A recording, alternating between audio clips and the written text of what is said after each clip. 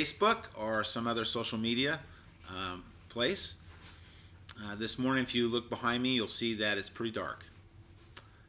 I'm in my home, and outside it's raining, it's cold, it's miserable. It's not one of those days that we get up and say, wow, this is the greatest. No sunshine.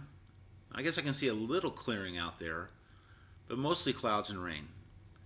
And behind me is a lot of darkness. You know, I begin this way in part because the darkness that surrounds us is oftentimes found within us. Have you ever felt that way? I know you have. You felt like, well, there's so much darkness inside me. There's so much gloom inside me. There's so much sin that dwells within me that I just don't have enough in order to make a difference in this world. And in fact, I'm kind of angry at the world sometimes. There's stuff that goes on inside of us that really lacks light. Of course, Jesus says that he's the light. We'll get to that again another time. This morning, I want to talk about John 1:16. It's this great verse. It's a verse that gives us tremendous hope. It's hope that we can be different people. I'm going to give you a little context, and I'll put John 1:14 through 16 up there on the screen. Let me give you a little context here, where John says, "And the Word became flesh and dwelt among us. We have seen his glory, glory as of the only Son from the Father, full of grace and truth." And then in verse 15, John gives a kind of an aside that we talked about last week. John bore witness about him and cried out, "This is he of whom I said, he who comes after me ranks before me, because he was before me." And then now the 16th verse, which is the verse that really I want to talk about today a little bit, and that the verse that I hope will give you hope. The verse is like this. It says this: "From his fullness we have all received grace upon grace." From his fullness we have all received grace upon grace. You know, when we're born, God gives us grace. You think about that for a moment. You did not give birth to yourself. You came into this world, you were given life because God wanted you in this world. He wanted to give you life.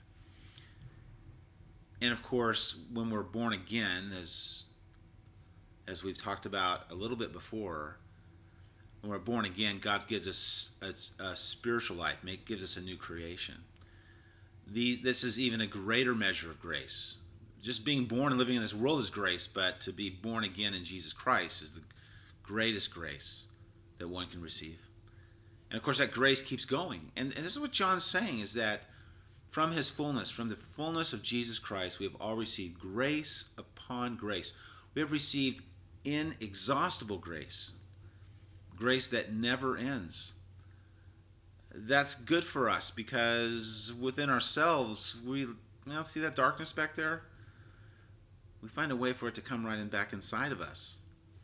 And the rain and the gloom that I can see out there in front of me, that comes into my heart too.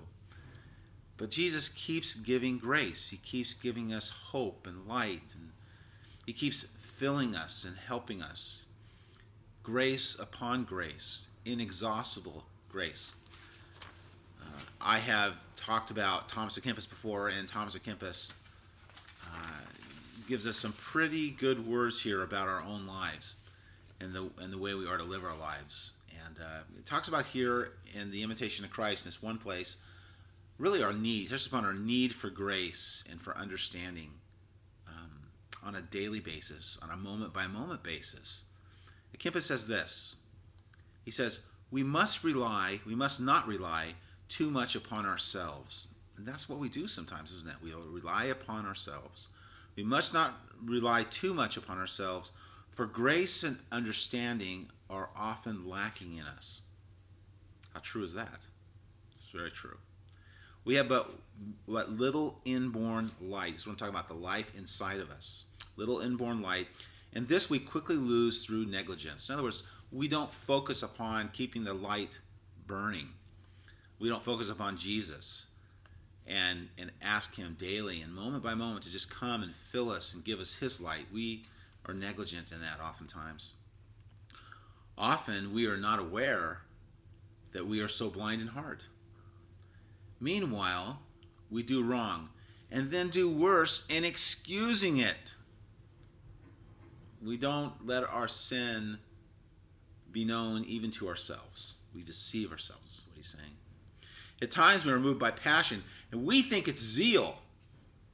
We take others to task for small mistakes and often and overlook greater ones in ourselves.